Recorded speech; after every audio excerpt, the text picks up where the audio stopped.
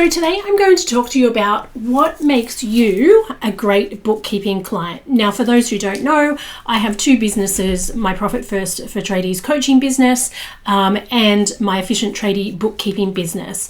And what I want to talk to you about today is the link I see between poor bookkeeping and poor bookkeeping processes and poor cash flow management, struggling business owners, stressed business owners. So the three frustrations that I see trades business owners have with their bookkeeping and what gets them into a lot of financial trouble is that they're not clear on what they need to provide their bookkeeper. So we do it in a very specific way. We use a receipt management system which is HubDoc, where we require our clients to provide all of their receipts and invoices by 5 p.m. every Friday so that my team can do their bookkeeping the following week.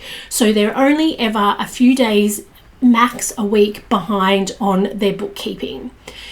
The second thing that I see business owners do is that they blame the bookkeeper. And in some cases, absolutely, it is the bookkeeper's fault because they're not up to date, they're not letting you know, they're not communicating with you and letting you know what they need.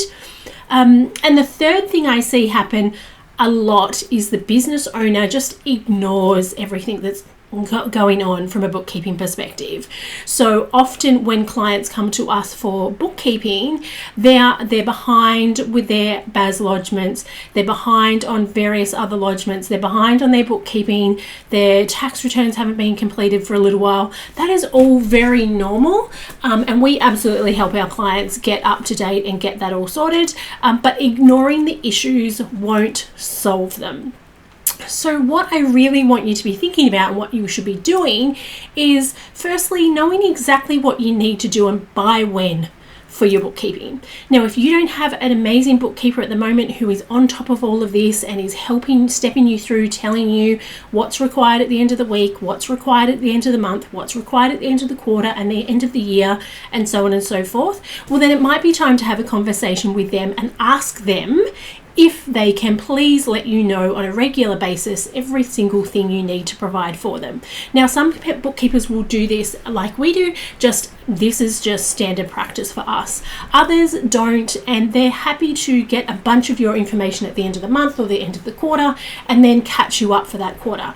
That's not how we work. I don't think that is best practice. And if that's how your bookkeeper is working, then again, maybe time to have a chat with them to see if you can get up to date at least every week. The second thing that we need to do is to take responsibility for your steps in the process. So what I see sometimes as well is when bookkeeping clients come to us, we are very particular and very thorough in what is needed to be provided to us and by when. I step them through that when I have my initial chat with them. There's also a checklist that we send to them so they know exactly what they need to do and by when. But sometimes we have the odd client who takes a little bit longer than most to get up to speed with providing us with the information. Now, again, I have a very specific 3 strikes you're out rule with our bookkeeping side of things. So we teach you, show you, give you everything you need to provide everything to us in that timely manner every single week. Now, if something goes wrong and we're not getting that information, then we'll reach out and say, hey, what's going on the following week? If the client doesn't take responsibility for giving us that information, they get three reminders, and then I kindly suggest that they find another bookkeeping business to work with, because that's not how we work. We work every week to make sure that you're up to date, and that is not for everybody, and that is perfectly okay. And the third thing that I'd love is that if you could be proactive, so you may not know what all the steps are, and that's perfectly okay. You're not meant to know all of this. You're not the specialist in this area. Your bookkeeper is. But sometimes we need to put our hands up and say, hey, I've got no idea what's going on here. Can you please remind me, step me through the process? Even if they have done that in the past, then please make sure it is never too late to put your hand up and ask again what they expect from you and what they need from you. So the 3 points I want to cover off today is, firstly, what makes a great client? So if you think about the clients that you've worked with over the years, what I find is there's these 3 points that come up for time and time again with those clients who we class as our great clients. They're really amazing to work with. So firstly, they will get back to you promptly. They'll answer your questions, they'll provide you with the information, and they'll do it in a really prompt manner. Secondly, they'll make decisions quickly. So you'll provide them with the information and they will be really quick in making their decision, whether it's A or B, or whether there needs to be just some discussion because they need option C. And thirdly, they will listen to you and they will take your advice. Now, I don't advise to just blindly take any advice that your bookkeeper gives you, but what I would suggest here is that a great client will listen, take that information in, have a think about it based on their situation, and if they're not sure, then they will ask a question until they are sure. But they will listen to you and they will take your advice. So the second point, why be a great client? So if you think about how much better off your business would be if you were on top of your numbers and you understood your numbers. Now again, I don't think you need to be the specialist in this area, and with the help of a good bookkeeper and a good Profit First coach, then you're going to be educated around this topic. So if you were much better off in your business from a financial perspective, that would mean you'd be much less stressed around your numbers. The number one topic that everybody mentions to me, whether they're working with me from a Profit First perspective or they're coming on board from a bookkeeping perspective, is that they're stressed because of the cash flow. There's lots of work happening, but there's no money left in the bank. And the second thing is you wouldn't waste as much money. If you had a really great bookkeeping system in place and you're running Profit First in your business, it is going to be really simple and efficient when set up correctly, and you're not going to waste as much money, which means at the other end you don't have to work as hard, or if you are working really hard, then you're going to have more left over in the end. And thirdly, you're going to have so much more control of not only your business, but also your life. Because at the moment, it's been a bit of a common thread for quite some time now. Whenever I talk to tradies, they're working really, really, really hard, no cash left in the bank or not enough cash left in the bank, and therefore that's affecting their business, their health, and their family lives. And that's what we want to stop. So the third point I wanted to talk about was, how do you become a great client? So there is always room for improvement. So the first thing is reaching out to your bookkeeper, whether they're internal in the business or an external bookkeeper, and just saying to them, hey, can we please review the processes of what you need from me and what you provide to me? It's as simple as that. Now, if you've got a great bookkeeper, they should love the fact that you have asked that question, and they should be able to come back to you with some really simple steps about who needs to do what and by when, and make it really, really clear. Just as if you were building a house, or if you're running pipes for a house, or if you're doing the electrical for the house, or you're doing the air conditioning for the house, or you're doing the landscaping for the house, or you're building the house, there would be a plan. There needs to be a plan for your bookkeeping. Obviously, not as complicated as when building a house, but there needs to be a plan in place.